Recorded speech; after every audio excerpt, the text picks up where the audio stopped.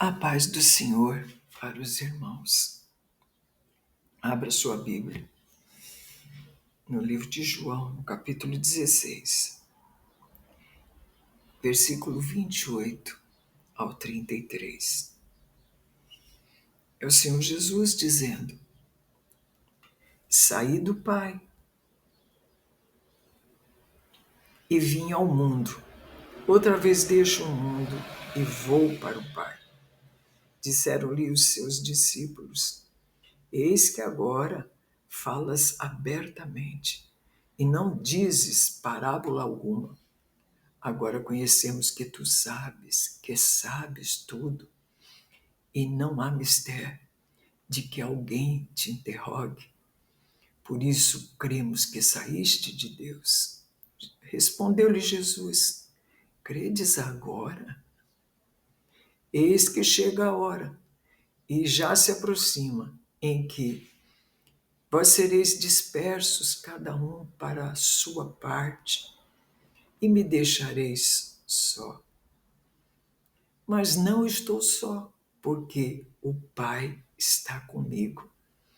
Tenho-vos dito isso, para que em mim tenhais paz. No mundo tereis aflições, mas tende bom ânimo.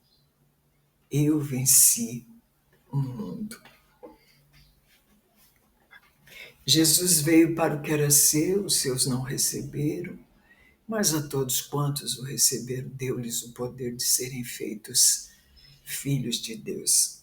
Tenho mostrado a rejeição, como ele foi rejeitado. As trevas não o compreenderam, o mundo não o conheceu, os judeus não o receberam. E o Senhor diz: todos quantos o receberam, deu-lhes o poder de serem feitos filhos de Deus, aos que creem no seu nome. E eu consigo ver o amor de Jesus na paciência, como ele fala com os discípulos. Ele carrega os discípulos no colo. Ele fala com eles com profunda compaixão, sempre cuidando deles, sempre tratando, ensinando, revelando coisas para eles. Ele falava em parábolas para todos, mas quando estavam a sós, ele mostrava o significado das parábolas, para que eles compreendessem, para que fosse aberto o entendimento deles. Mas parece que até o final eles não entenderam. Até a morte de Jesus, eles ainda estavam com o entendimento fechado. A Bíblia diz, em João mesmo, quando fala da ressurreição, aqui, o Senhor se revela aos discípulos de Emaús na ressurreição. Deixa eu ver, Lucas, no livro de Lucas, no capítulo 24, versículos 13, vai mostrar os dois discípulos no caminho de Emaús, que eles iam falando entre si a respeito do que tinha acontecido, da crucificação do Senhor, de como ele foi entregue à morte. Ele se entregou, disse Jesus, mas eles diziam como ele foi entregue. Eles sentiam a dor. E Jesus veio para isso. Ele veio para entregar a sua vida. Ele disse: eu de mim mesmo a dou e torno a tomá-lo. Ninguém me tira de mim. Então ele tinha que estar naquela cruz e substituir a nossa vida. Foi assim que ele deu a vida para que você tivesse a vida eterna, para que eu tivesse a vida eterna. Eu sei que você sabe disso, Mas é importante você ver como estava, os olhos dele estavam pesados. No versículo 16 diz assim, no 15, assim, e aconteceu que indo eles, falando entre si e fazendo perguntas um ao outro, o mesmo Jesus se aproximou e ia com eles. Mas os olhos deles estavam como que fechados, para o não conhecerem. E Jesus foi dizendo: que palavras são essas que vocês caminhando trocam entre vocês? Não é? E por que vocês estão tristes? Os olhos estavam fechados, não compreenderam até o final. E aqui nesse capítulo é muito importante, porque Jesus, no versículo 27, 26, ele diz: honestos e tardios de coração para crer tudo o que os profetas disseram. Porventura não convinha que o Cristo padecesse essas coisas e entrasse na sua glória? O Senhor não disse isso.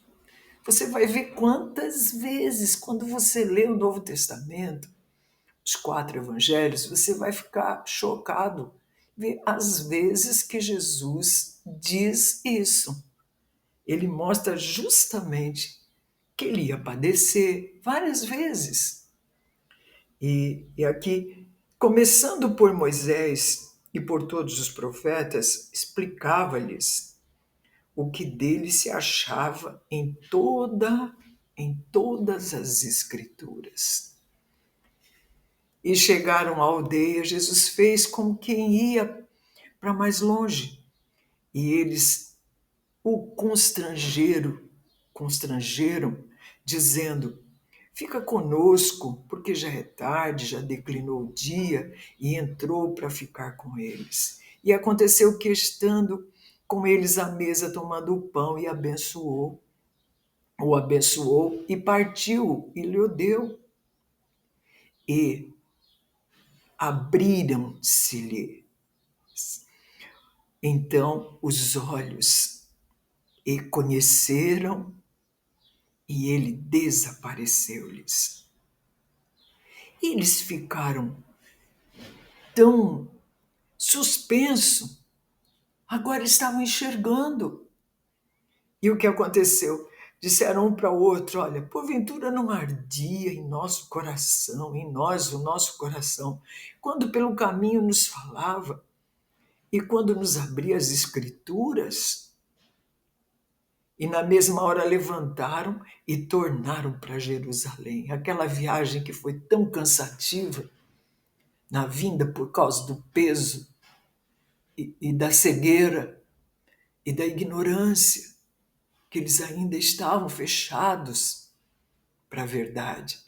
E aqui eles voltam agora e contam.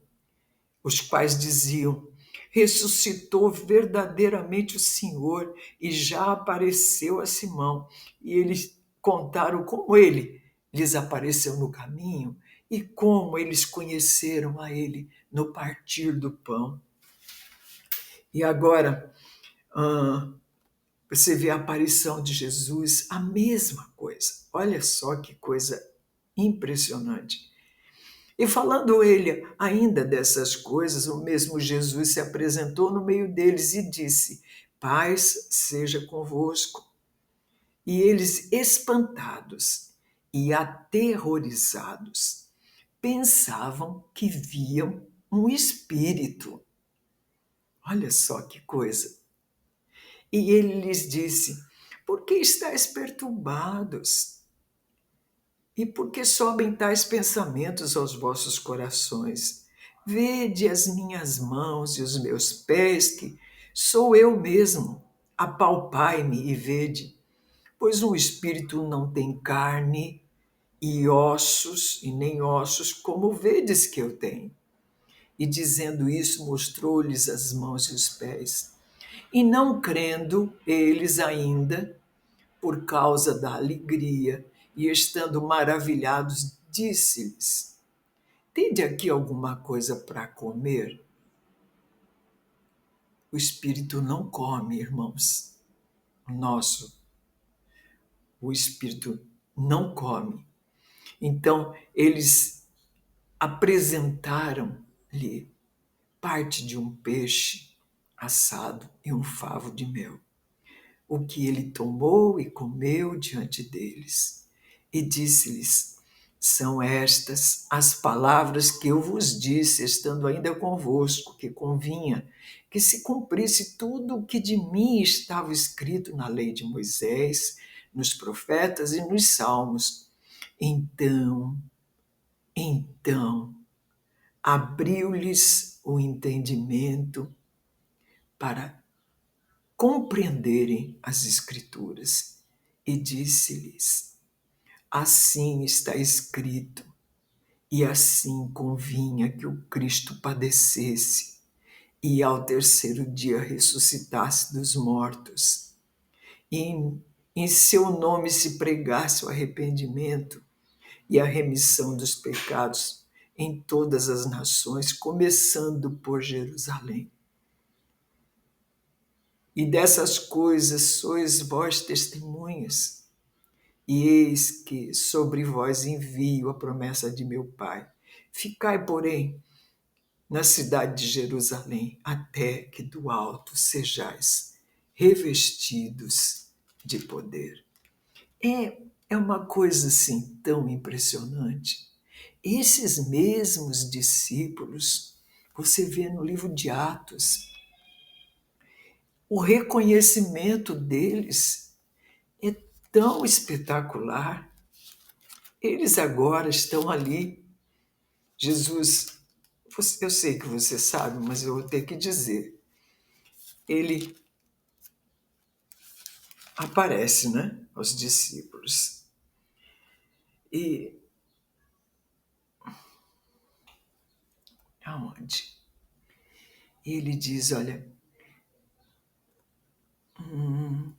mas recebereis a virtude do Espírito Santo que há de vir sobre vós, e ser-me-eis testemunhas, tanto em Jerusalém, como em toda a Judéia e Samaria, e até aos confins da terra.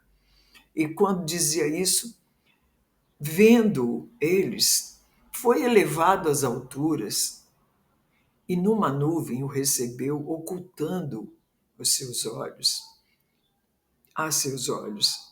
E estando com os olhos fitos no céu, enquanto ele subia, eis que junto deles se puseram dois varões vestidos de branco, os quais lhes disseram: Varões galileus, por que estáis olhando para o céu? Esse Jesus que dentre vós foi recebido em cima no céu, há de vir, assim como para o céu o viste ir. E eles ficaram em Jerusalém e ali receberam o poder do Espírito Santo. Você vê isso no capítulo 2. Eles se juntaram, ficaram em oração, unânimes, juntos, agora crendo no Salvador, de verdade, e com seus olhos abertos. A Escritura ficou aberta para eles, eles não precisavam mais ficar inventando, sabe? Não saber o que vou falar, não importa, sabe? Porque agora a Escritura está aberta para você, está aberta para mim. Eu não leio uma carta de Paulo, eu não leio uma carta de Pedro, sabe? Tiago, tudo tem que passar pela peneira do Senhor. Eu tenho que ver Jesus nessas cartas. Porque o Senhor é a pessoa mais importante da Escritura. O Senhor é a pessoa mais importante no meio dos discípulos, dos apóstolos, de todos os homens mais importantes da Bíblia. Jesus é muito maior. E nós sabemos disso. Então, quando você olha para a Escritura agora, os seus olhos estão abertos.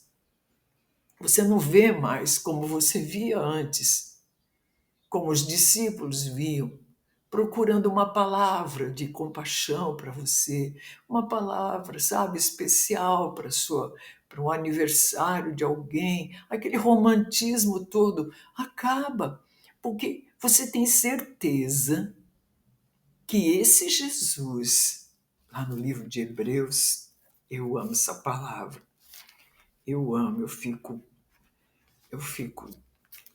sabe, eu gosto mesmo para valer. O livro de Hebreus vai falar a respeito de Jesus. Essa aqui é passagem tão preciosa que eu não consigo deixar de ler. Me desculpe. Havendo Deus, Hebreus capítulo 1, havendo Deus antigamente falado muitas vezes, de muitas maneiras, aos pais, pelos profetas, a nós falou-nos nesses últimos dias pelo Filho, a quem constituiu herdeiro de tudo, por quem fez também o mundo, o qual, sendo o resplendor da sua glória e a expressa imagem da sua pessoa, e sustentando todas as coisas pela palavra do seu poder, havendo feito por si mesmo a purificação dos nossos pecados, assentou-se à destra da majestade nas alturas, feito tanto mais excelente do que os anjos, quanto herdou mais excelente nome do que eles.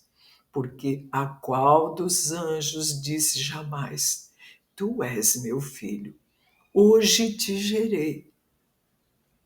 E outra vez: Eu lhe serei por pai, e ele me será por filho.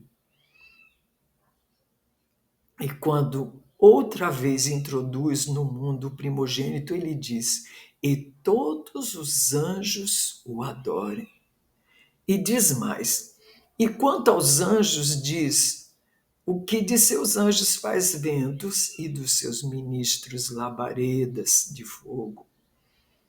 Mas do filho diz: Ó Deus, o teu trono subsiste pelos séculos dos séculos, cetro de equidade e cetro do teu reino, é o cetro do teu reino. E assim vai. E ele pergunta no versículo 13, a qual dos anjos disse jamais: Assenta-te à minha direita, à minha destra, até que põe os teus inimigos por escabelo dos teus pés. Não são, porventura, todos eles espíritos ministradores, enviados para servir a favor daqueles que hão de herdar a salvação? Para servir aqueles que hão de herdar a salvação. Esses são os anjos. Jesus é Deus. E ele está sentado à direita do Pai, como Deus, que se fez homem, por 33 anos deixou a sua glória e fez exatamente o que ele veio fazer, o que ele tinha que fazer como propósito dele, que era dar a vida por nós, que estávamos condenados com o mundo. Olha que coisa tremenda, que paciência Jesus tem conosco, que bondade do Senhor. Você às vezes vê o Senhor como se ele não está dando conta mais das coisas, não é? Como se Satanás estivesse vencendo essas batalhas todas. Você olha para o mundo, parece que está tudo uma bagunça. Mas não está, irmãos. Ele controla tudo. Ele controla Satanás e todos os seus demônios. Não é você que controla, não sou eu. É ele. E ele que controla tudo. Ele diz para você: não tenha medo. Não temas, eu sou contigo. Não fique estressado, descabelado, desesperado, porque eu estou tranquilo. É isso que ele está dizendo. Eu não tenho medo. Ninguém pode Ninguém é maior do que eu. Pensa nisso. Que Deus glorioso nós temos. Que promessa espetacular é a do Senhor. Ele é o grande regente do universo. Ele é o dominador de todas as coisas. E todas as coisas lhe obedecem. Pensa nesse Deus. Pensa quem te salvou. Não foi um demônio. Não foi um diabo. Não foi, sabe, um espírito. Não foi nada disso, irmãos. Foi o Filho de Deus, Jesus. Ele que desceu e te tomou, quebrou as cadeias da sua vida. Eu essa noite fiquei pensando nas passagens de Jesus dentro do barco e a tempestade vindo. Quantas vezes nós passamos por grandes tempestades, ventos fortes, com Jesus dentro do barco. E outras vezes com Jesus fora do barco. Sabe? Então, não importa se ele fora ou dentro, se você clamar, ele vem por cima das águas. E se você clamar, ele vai acordar. Você vai levar uma bronca, porque ele vai repreender. Porque nós temos que crer pelo tempo que nós temos de fé, pelo conhecimento de quem ele é. Nós deveríamos agir com bastante confiança, depositando nele todo o nosso coração, a nossa vida, nossos filhos, nossos netos, a igreja, os irmãos, depositando os seus pés e sabendo que ele não desampara. No livro de Hebreus, no capítulo 13, isso é só uma palavra para você, porque eu amo esta palavra, eu amo isso. No capítulo 13, ele diz assim, versículo 5, diz assim: sejam vossos costumes sem avareza, contentando-vos com o que tendes, porque ele disse: não te deixarei, nem te desampararei. E assim, com confiança, ousemos dizer: o Senhor é o nosso ajudador. Não temerei o que me possa fazer o homem. É desse jeito que nós temos que andar. É segurar nas mãos do Senhor, nas suas vestes, e saber que Ele nunca nos desampara. Deixo para você essa mensagem com muito carinho, porque eu sei que o Senhor é poderoso para falar ao seu coração muito mais abundantemente do que nós podemos, assim como ele faz e fez com seus discípulos por muitas vezes, com muita paciência. Que o Senhor te abençoe e te dê graça para, na hora da aflição, você lembrar que dentro do seu barco está o Senhor. E se você clamar, então retrocederão os seus inimigos. Isto sei eu, porque Deus está comigo. Deus te abençoe.